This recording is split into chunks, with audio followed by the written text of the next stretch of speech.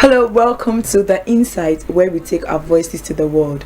Reference TV is very pleased to bring to you this brand new program, which will be coming up at 2 p.m. daily, every weekdays, and will cover a range of topical issues, which will bring us more information about our city, Limbe, and of course, what the people in the city of Limbe do, and also many other entertaining and fun stuff which you would like to watch. Today we'll be going to the village of Mundum. I know in the North-West Region of Bafut, and with me here is Chief Ndenge Godden Zama, and he's going to be telling us about his beautiful culture and of course what he does for the people of the city of Limbe. We'll go on a short break, and when we come back you meet this rich chief and you get into his rich culture. Please come back with us after this short break.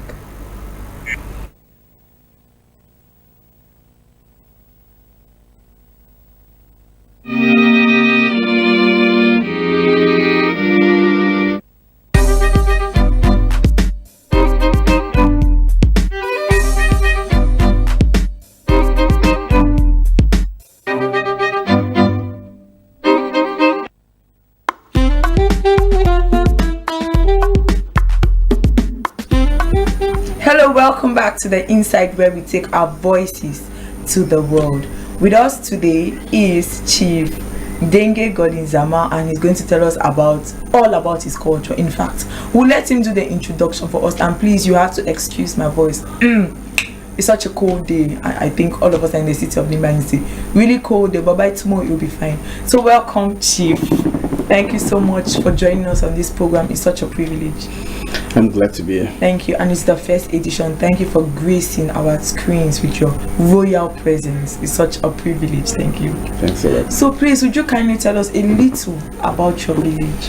Well, I'm from Mundum. Mundum is in the Bafut subdivision, Mezam, and it's in the North-West Region of the country. But I'm based in Limbe. I stay in Limbe, but that's where I come from.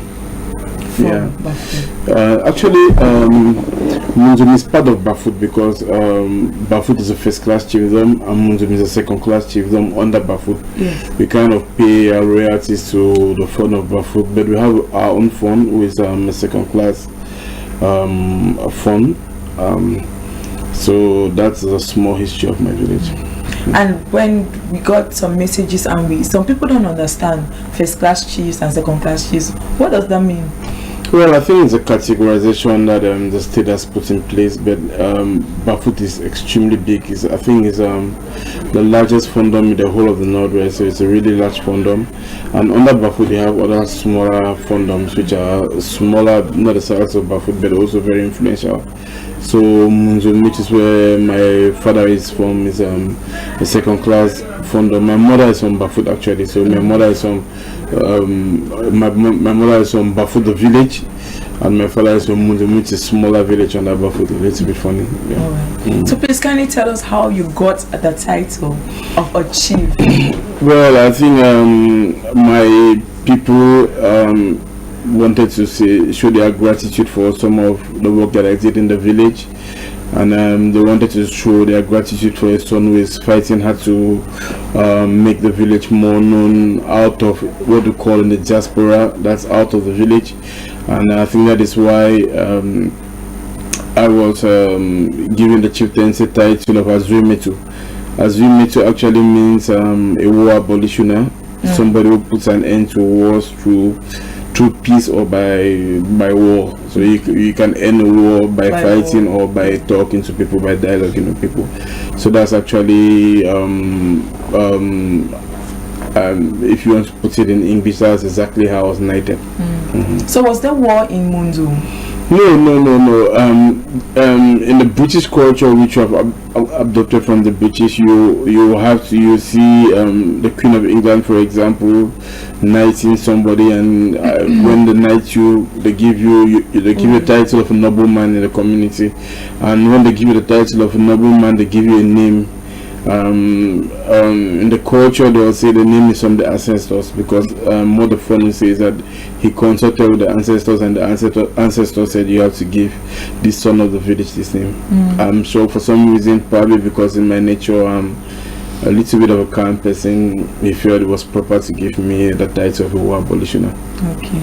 So what kind of work were you doing for the people which wanted them to honor you with that title? Well, I think the first project I was really involved with was a road project to the village. It was extremely difficult for us to go to the village because of the nature of the road, so we're engaging as a community. We're engaging the road project to the village, which is a little bit better today. I think more work has to be done, and a couple of other community initiatives in the village, to see how we can help propagate the image of the village and how we can engage the diaspora in contributing to development works in the village. Okay, did you do it single-handedly, or was something that you did it? No. Actually, it's a community project, and I think it's worthy to know that we recognize everybody in the community who makes good contribution to the village. For example, this April we'll be having what we call the cultural session meeting in the village. It will be like a cultural festival in the village. We'll all go there. All the notables who are in the village and who are out of the village will go there, and we do some community work and some service to the village, and also highlight the culture of the village. I think for most of us who live out of the village and we're not in the village on a day-to-day basis, it's incumbent on us to do everything we can to support life for those who live in the village and to make the village more livable, so many more people, maybe in their retirement or just before their retirement, they can go back to the village and build a community we can all live in. You obviously have mates and peers from the village, and how did they take it? How did they feel when you just came to say those from the diaspora, you just come in and you get a chieftaincy title, and they've been there ages upon ages and they have no recognition? Well, your people recognize you for what you have done to them and for how other people value the work you're doing. Actually, I'm the youngest Mundum man in the village, and it's not every day that they'll make a very young person a noble man, because in the Northwest the way they look at the tradition is a little bit different, and but I think for me it was humbling.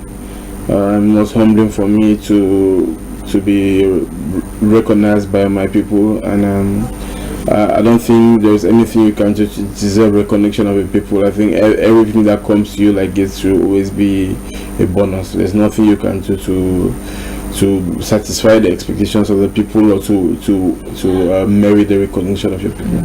So let's talk tradition. Some tradition.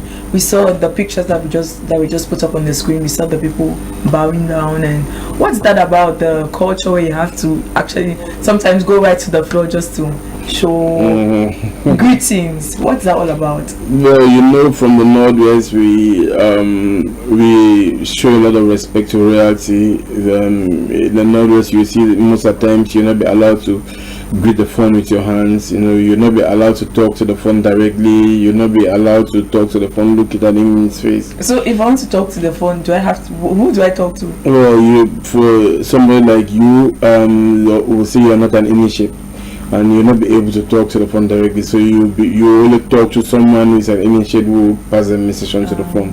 So you have to be in what you call the Crifon, or it's like a traditional parliament, for you to be able to talk to the phone, for you to be able to come. So there are a couple of things like this that it's part of our culture, it's part of who we are. So our ancestors or our forefathers did this before us, and we coming now. Just came down, just copy. I just hope I'm not committing a crime talking to you directly. No, do I have to shift my chair? No, it's not like. And it's fine. Okay, like you said, you have to talk to someone who in turn pass the message to the phone. What if the message gets changed on the way?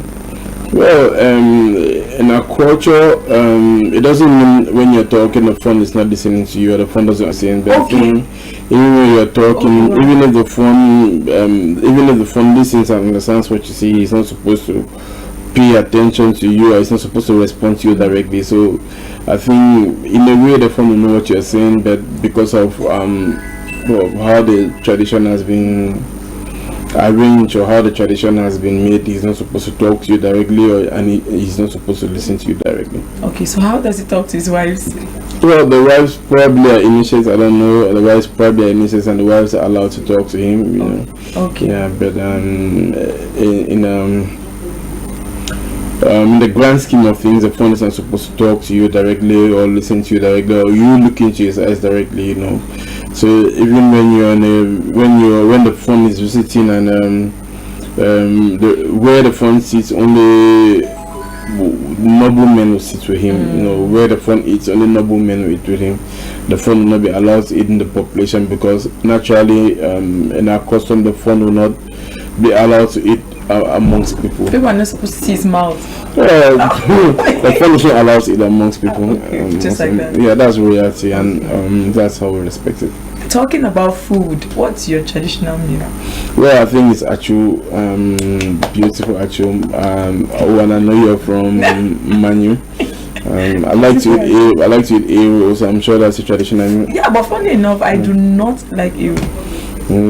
Yeah, no, but eru is a beautiful meal. I think all across the country, many people like to eat it. I think it's one of the top traditional dishes throughout the country. I'm a little bit surprised that you don't like it. I'm sorry, I mean, I'm buying you, but I and really like fufu. Honestly, if you're from my village and you said you don't like to eat eru, you have to pay a fine because like someone like you is in the diaspora and you're supposed to be promoting your culture. Even if you don't eat it, you're not supposed to acknowledge him. I love eru. Eru is the best African dish ever. Eru is big. I mean, I eat eru. Please, let's just take a little break. When we come back, we'll be talking about the actual village and what goes on in the village. Please come back with us.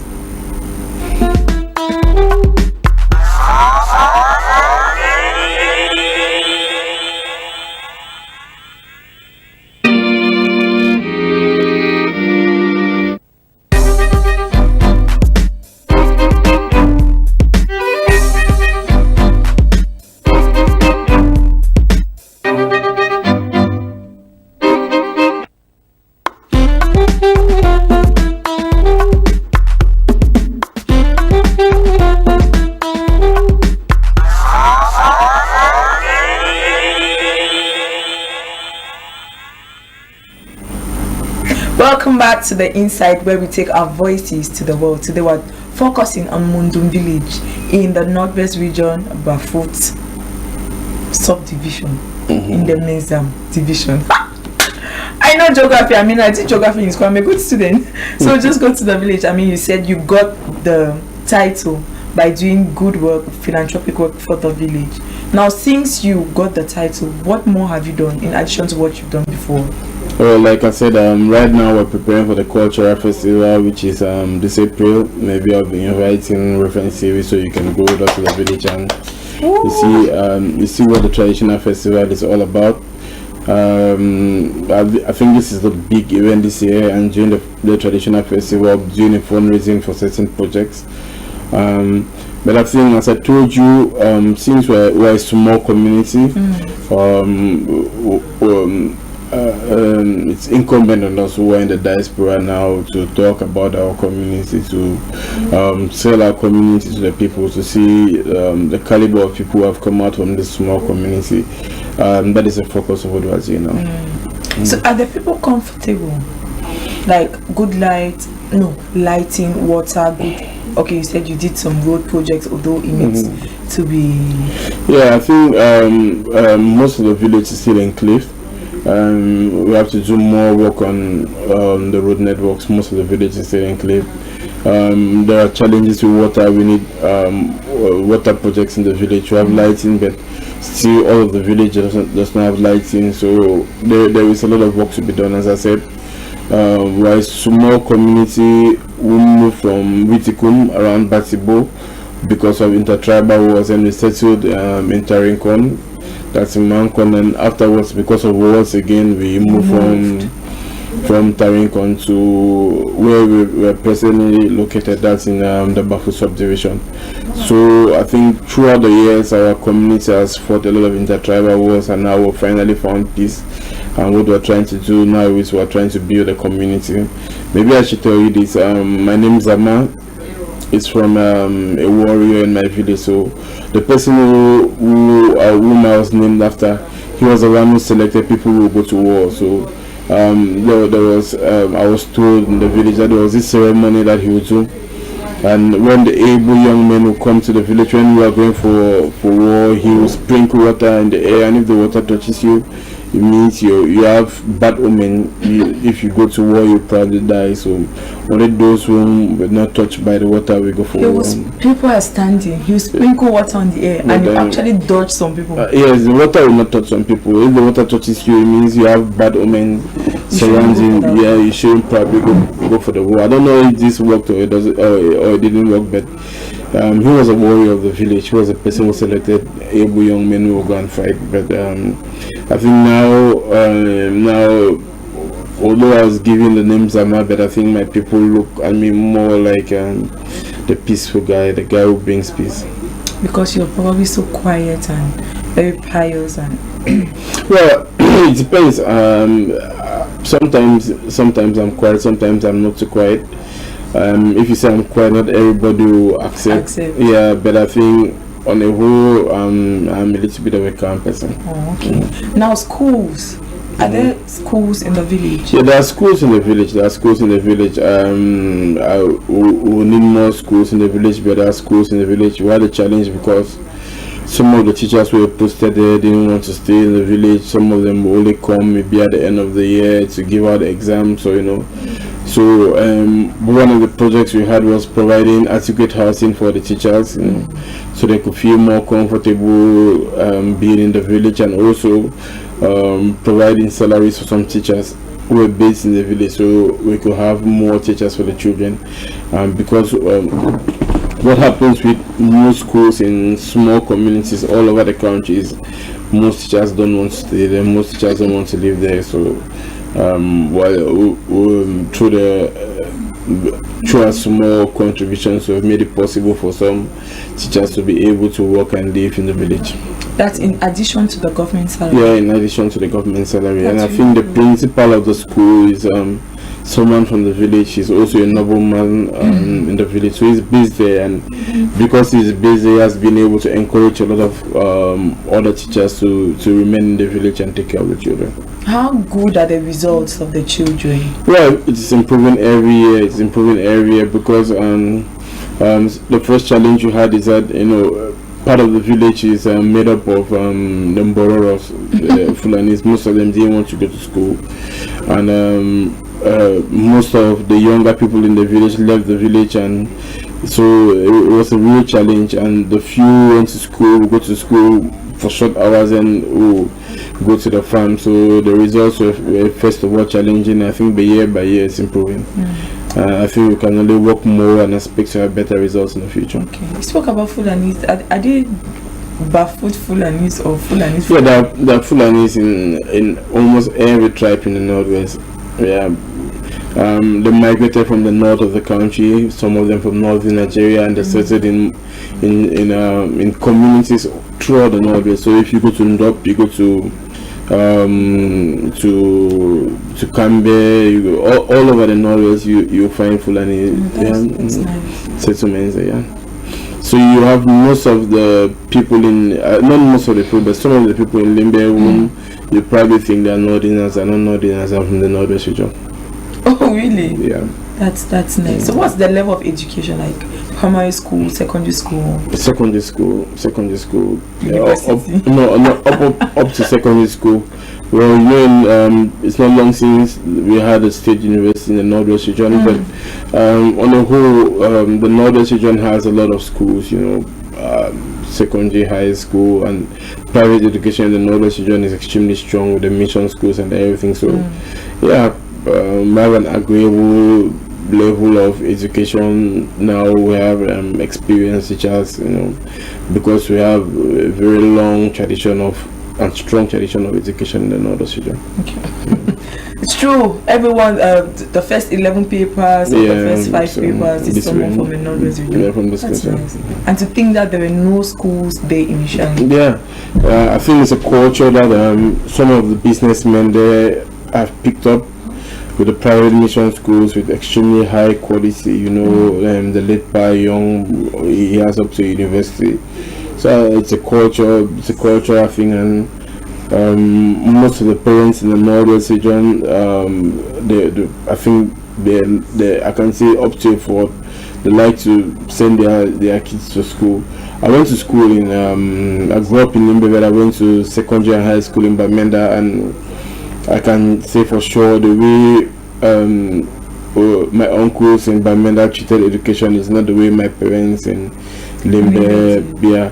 So, for example, during the holidays at home, we'll not be allowed to watch TV. You know, we read almost all through the day. Oh wow! We're only allowed to watch the CRTV news at 7:30, and then Tam weekend on Sunday. That was a hard childhood. Well, but it's just the way I think the average Northwesterner looks at education for their kids. Yeah, but it's not just like this. We don't have family.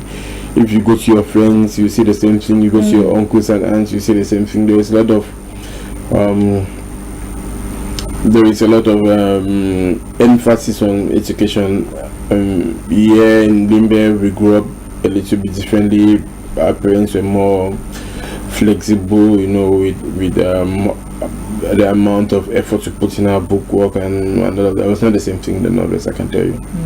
Probably that's why better performance. Well, I don't know if that's why the schools perform better. Probably, I don't know, but more research has to be done on this. But I think there is more competition, and when there is more competition, the results just improve. It's just like business. Yes. When you have more competition, you see the quality of the services just improve. Okay. So in the Northwest, if you have many more schools and there is a lot of competition between. I went to PSS Mancon, and in school we're always competing with kids from Sacred Heart, with kids from Our Lady of Lords, you know. So because there were a lot of top schools and children from a lot of top schools, when we go out to match on 11 February, we are competing to see who will be the first. O1 A levels we are competing to see. So when there's a lot of competition, and I think the results improved. Okay, so please let's move over to healthcare. Are there hospitals, clinics? Yeah, there are hospitals and clinics there, and I think not up to standard, but I think agreeable.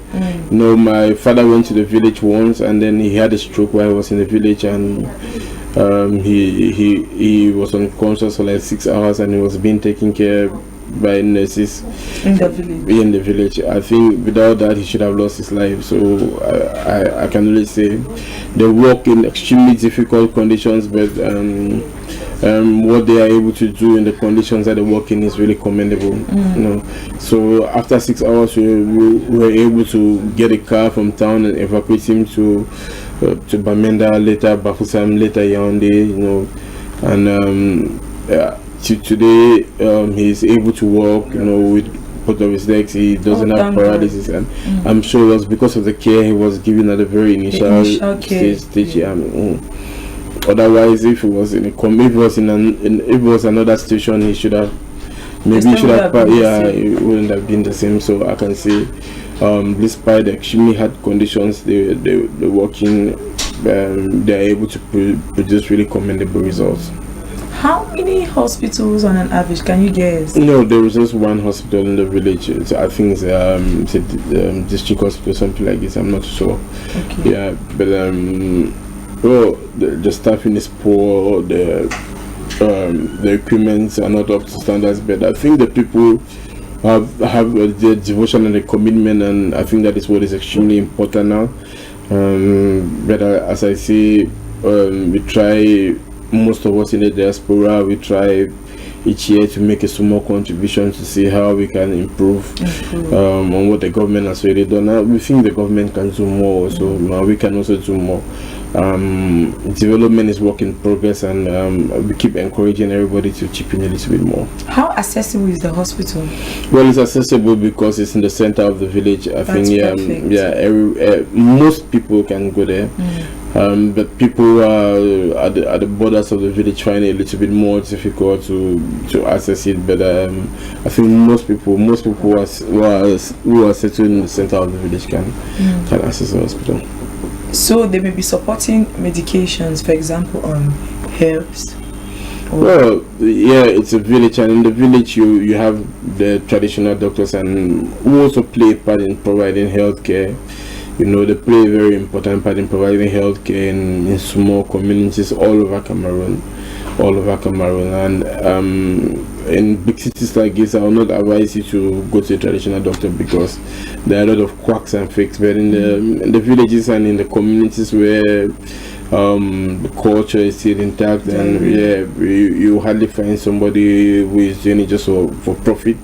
You know, most of them will do it for nothing, and they'll ask you a question when you're well or when you're okay. But in the village, there are just people looking for money. So in the townships, in the cities, there are a lot of quacks who are just looking for a source of income. Okay. So given the fact that there's just one hospital, no roadside medications, no clinic, how is it's extremely difficult to get roadside medications. But as I told you, my village is a part of Bafut, and is easily accessible to Bafut. So with more complicated cases, you can go to Bafut for better treatment or a better healthcare and all of this. And from Bafut to Bamenda, the main town in the North-West Region, just 300 francs. So I think it's not a problem. It's not a problem. So how's the staffing? Doctors, nurses? Well, the doctor and nurses, you know, and occasionally visiting doctors, you know. There is a doctor there, general practitioner, and then there are nurses. But then from time to time, we have visiting doctors who come on particular days to attend to particular needs.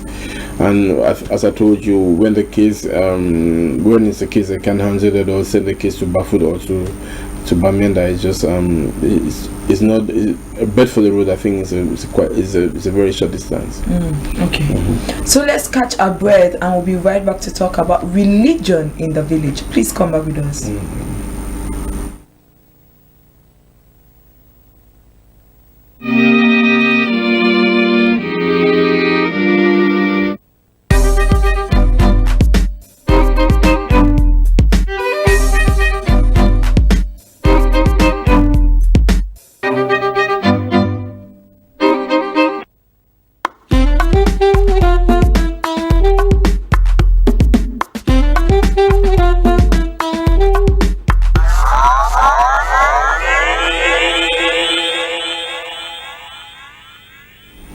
Welcome back. This is still the inside where we take our voices to the world, and we're still on Mundum village in Bafut subdivision.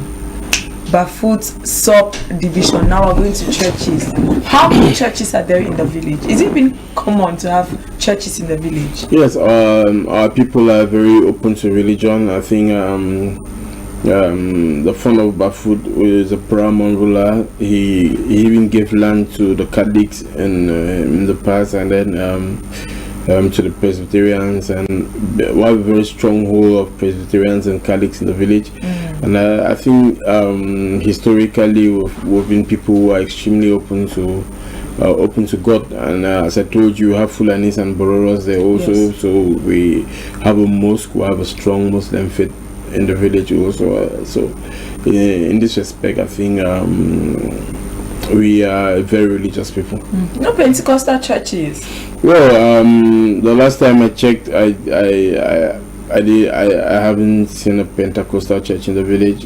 But I don't think it will be any problem. That's going to be any problem, because as I said, we are very, very open to religion. Okay. Well, it's in the village, and most people are traditional. So does it affect, is there some kind of clash between culture and religion? Well, there is a popular guy from Bafut. He's based in Douala. He's a prophet, I think, and then he went to the village and he cut a tree. Yes. And he was in court with the founder of Bafut, who is a paramount ruler of the whole clan. But I think, but for that, I haven't seen a lot of conflicts between religion and culture in the village, you know. And as I said, there is a monastery in Bafut, there is a convent in Bafut. All of this land was donated by the founder of Bafut. You know, he himself, he studied in Germany, the University of Bonn, I think in the 1970s. He's a very educated man and a very civilized man, and yeah, that's a paramount. And the front of my village, there's Ndenge, who is a second class. He's a school teacher, so he's a very educated man, and I think both of them are fairly modern people. And in this respect, I don't think there is any problem. We don't have a problem with culture and tradition, you know, and culture, tradition, and religion. I think you're free to practice whatever faith you want. I remember my mom told me that before we were born, she wanted to join a convent, and there was a possibility that we should never have existed if she went to the convent, and then my grandmother didn't want that, and that's how she ended up not joining the convent. But my grandmom in the village, she goes to full gospel. She's a strong Christian woman, and you know, so yeah, I was wondering, even full gospel, I mean, full gospel is always everywhere. Yeah, but this full gospel is in Bafut. That's where my mom is from. Yeah, in Mundum, where my dad is from, there's no full gospel church there. But I think if I've not looked closely enough to know if there are Pentecostal churches there, but I think I will not have a problem with having them there. I cannot say for sure that they are not, but I think there'll be no problem at all. That's a pre-sent question.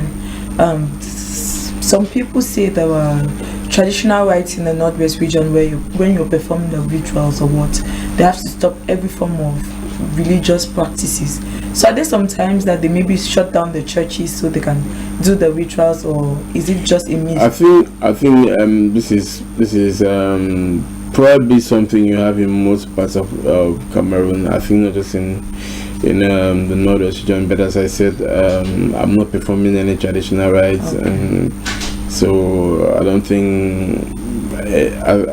think my family would have accepted that I should become a noble man if I was supposed to go and be part of one juju house or something where you go and you make sacrifices. No, I haven't done anything like that. So let's move to your family. We're getting closer, you know. See the way we're coming now, so we'll get to you. So your parents, were they noble people? My dad, yes, my dad. Yeah, yes, but also he's a very strong Christian man now, and he barely goes to the village. From my mother's side, is even from the palace. Yeah, but also their family is very strong Christian family. I think the person who was the head is a very strong Christian also. My grandmom, my mom, all of them. So most of them have moved away from the tradition and the cultures of the village a little bit, which I think is normal. It's a personal decision, but yeah. So did they support you when they learned or they found out that we were going to be given the title of a noble man? I think they're very supportive because they know what it means for your community and your people to recognize the work you've done and the work you're doing, and encouragement for you. And I think in this aspect they're very supportive. I think my father more than my mother. Obviously. Yeah, but in a nutshell, I think they're supportive. Yeah. It's not a problem. It's not a problem, and they all understood that I'm not part of any mysterious. Yeah, because job. I mean, I was coming there. You just saying everybody is very Christian and religious. So didn't they think you being a chief, even though it's a title that was given to you, were they not like, oh no, you have to do some of these fetish things, and no, we don't want you to go there? Well, I think it's a personal decision if you want to do fetish things or not, you know. And if you call them fetish things, I might want to disagree with you, but that'll be a debate for another day. No, it's just probably like traditional rights or stuff like traditional rights. Yeah. That's the better word. Yes. Yeah. And yeah, some of those things are what we as Africans and things that were passed on to us as Africans, you know, and we cannot totally disregard them. But that you have limits to what you can do, you know. and everybody has his or her own barriers to what he or she can do. Now that's depending on what you personally think about life, and maybe your Christian or religious values and all of that. So you have limits to what you can do. So we've learned about the Mundum village, we've learned about his family, and we've seen all this train. We'll go on a short break, and when we come back, we'll focus on him. We want to know about Chief Nzama, want to know about him, and of course his work in the city of Limbe, because we are in Limbe. Please, you want to come back with us after this.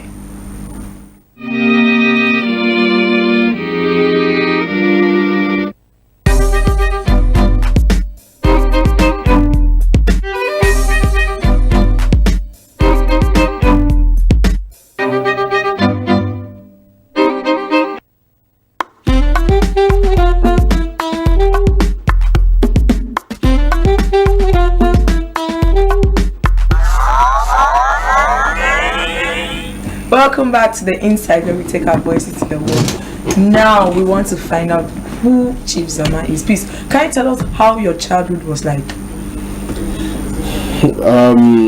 That's a long story. I don't know where I could start from, but I would like to say I had a pretty normal childhood.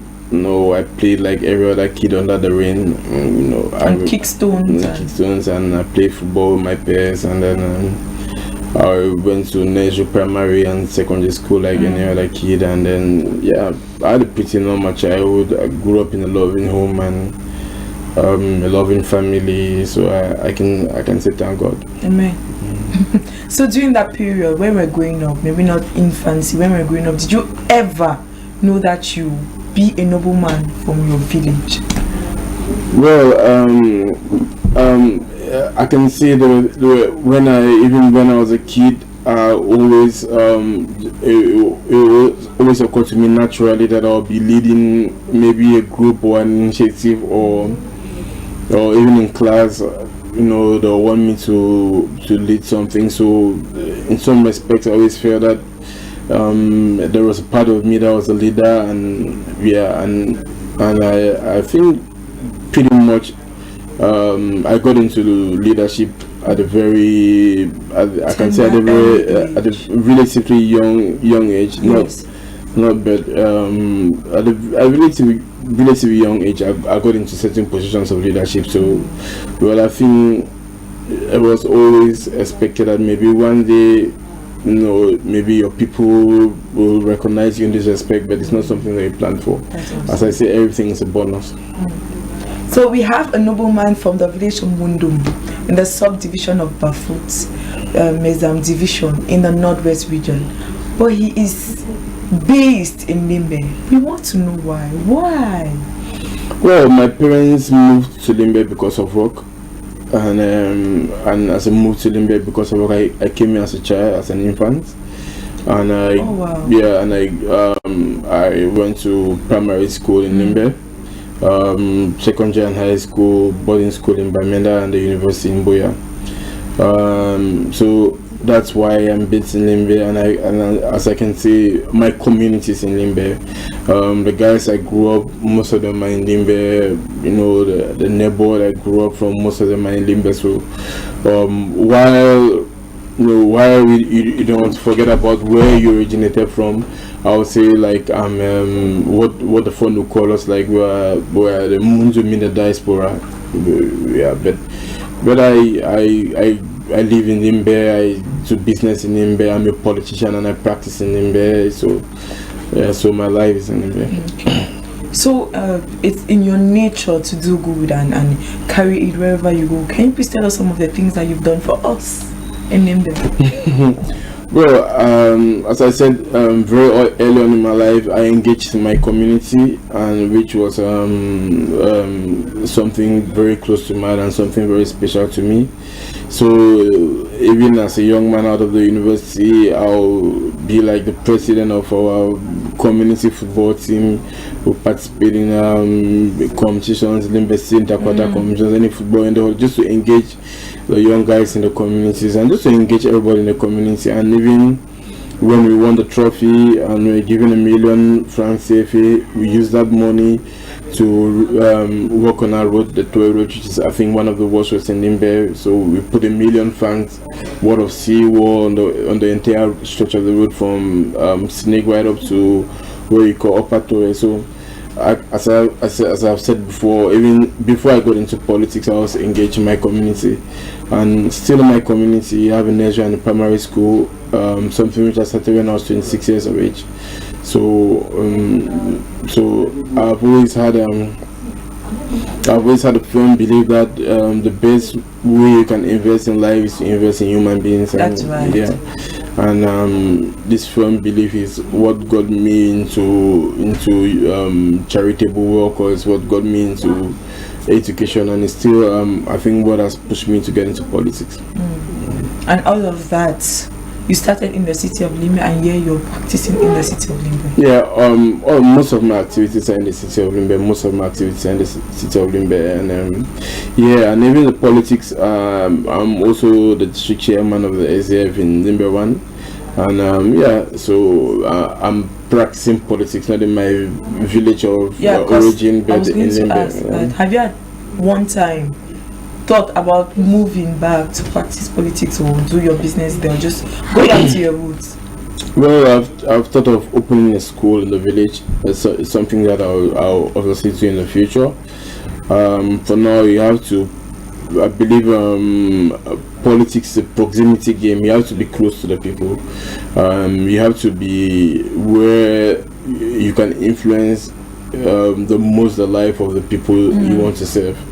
In Cameroon, you have politicians who are based in Yaoundé, and then there are parliamentarians or mayors in their villages somewhere in the east, or somewhere in the far north of the country, or somewhere in the northwest or the southwest.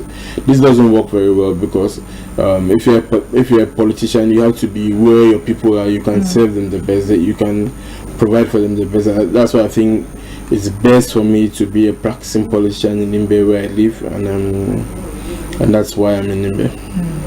Just one last but fun question. Have you ever done something messed up so bad and made things go wrong, but nobody ever found out that it was you? Well, I've messed up so bad so many times in my life. I've messed up so bad. I don't even know what to say, but and nobody ever found out that it was you. You did, or maybe it was a project and you did something terrible and everything just went south, but no one ever knew it was you. Well, if there was a situation like that, I don't want to spread it open on TV, Yeah, but I've messed up probably a lot of times in my life, but every time I mess up, I want to use that as an opportunity to clean up the mess and to make sure it never happens again. I've messed up so many times. Probably sometimes I messed up and I didn't, and maybe I wasn't even messing up, but I felt I messed up. Let me tell you something. When I was arrested in the beginning of last year, and they were taking me to Yaoundé to lock me up, and they took me to the colonel's office in Boya, and he was telling me, "Young man, what have you done to yourself? You're going to spend 25 years in prison at least. I'm going to guarantee you that you're not going to leave the prison without all of your hair grey." And I was thinking to myself, like, who got me into politics? Who got me here? I've messed up. I've destroyed my life, And when he was saying all of that, that's what I was thinking, like, this is the end of my life. Why did I have to get into politics? I should have just focused on my business or something else, So yeah, there are times when you sit by yourself and you think you're really messed up. Oh, wow. So what did you learn from that particular situation? Because you're out now, but you're still in politics. Well, I think everything happens for a reason, and I think the 8 months I spent in prison helped me to learn so many things in a short time. I went to boarding school, secondary and high school, and then in the university I was mostly my friends from boarding school, and I cannot say I know how people, I know exactly the hearts of people. And then I left university and I got into politics pretty fast, and then I became the chairman of the SAF a little bit pretty fast, and I took everybody for face value. I think I was open with everybody I met, and you know, you want to bring everybody to your circle of confidence, but when this thing happened, I immediately realized that you don't trust people. You don't trust people so easily, and I'm thinking if I didn't go to prison, probably maybe some worse things could have happened. You see, and it was God's own way of telling me, young man, you have to watch your back more. So while it happened, there were very tough times for me, but now that I'm out, I'm able to say thank God. I know nothing bad happened in there. Just, I mean, nothing really bad. Oh, nothing really bad can happen to you when you have thousands of people in Limbe praying for you every day, crying for you. Yeah. So, no, and for me, when I was there, I think I was more concerned about the well-being of my family and you know, those who loved and depended on me, and the friends who cared about me, and just wishing that God gave me a chance to see them again. And now that I'm out, I can only say thank God, you know. And maybe I had grudges and I was angry with certain people who betrayed me or who wanted me to remain in prison, but immediately I came out of that, when, you know, yeah, I left with a lot of anger, but when I saw the love that I was received with, you know, all the people who came out to give me a hug, and that all of the small anger that I had in me was just washed away. That's awesome. And now life is fine. Well, life's not fine because, you know, we're going through a crisis, and you know, many people are hurting, many people are losing their lives, you know. I should have wished for a better Cameroon. I should have wished for a situation where many more young people believed in their country and wanted to do better for their country. But now you cannot say life is fine when people are losing their lives, losing their businesses, you know. People are sleeping in the forest, people are on exile out of the country, you know. So times are tough for the nation. Life can never be fine. Better thank God. But that's all the time that we had. Thank you so much for coming. Thank you so much for coming. I'm very glad to be here today, Owen, and I think you're a very intelligent and smart lady. And I will continue to give my support to the program. Anytime you want me, I'll be there for you. Thank you. This has been the best edition, the best first edition of any program worldwide. Yes, please trust me. First of all, we had the presence of His Royal Highness and you dignitaries watching. Thank you so much. This program will be coming up daily every weekday at 2 p.m. and we broadcast at 10 p.m. So see you tomorrow at 2 p.m. and this is The Inside with me, Love Owen.